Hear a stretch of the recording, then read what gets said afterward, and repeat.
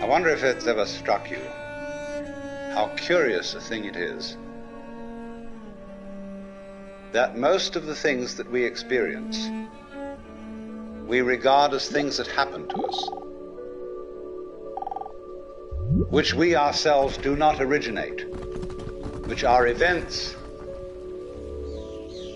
expressing some sort of power or activity that is external to ourselves.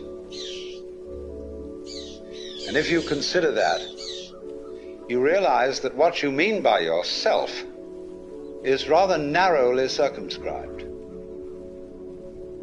Even events that go on in our own bodies are put in the category of things that happen to us in the same way as things that go on in the world outside our skins.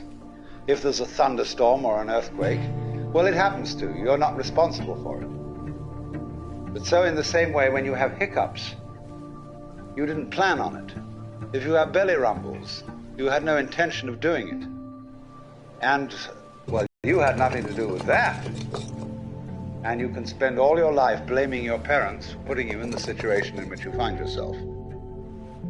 And this way of looking at the world in this sort of passive mood as something that happens to you goes right down to our general feeling about life. It goes down to the way in which we have been accustomed to look at human existence as a precarious event in a cosmos that, on the whole, is depicted as being completely unsympathetic and alien to our existence.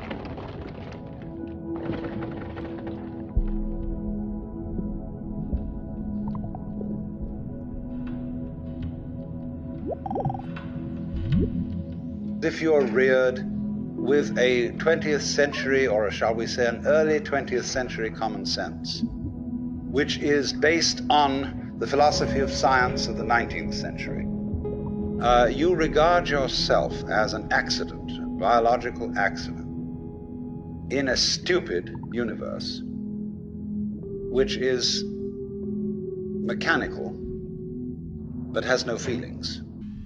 Gyration of radioactive rocks and gas in which you happen to occur. Of course, if you don't have that point of view and you are more traditional, you look upon yourself as a child of God, and therefore under authority. In other words, there's a big boss on top of all this. And you better watch your P's and Q's, because that Almighty is looking after you, with the attitude of this is going to hurt me more than it's going to hurt you. And when you look at the world in that image, or in the other image that it's a stupid mechanism, in either point of view you take, you don't really belong. You're not really part of all this. Or to put it in the strongest possible way, it is quite alien to our thought that the external world, which is defined as something that happens to you, and your body itself as something that you got caught up with,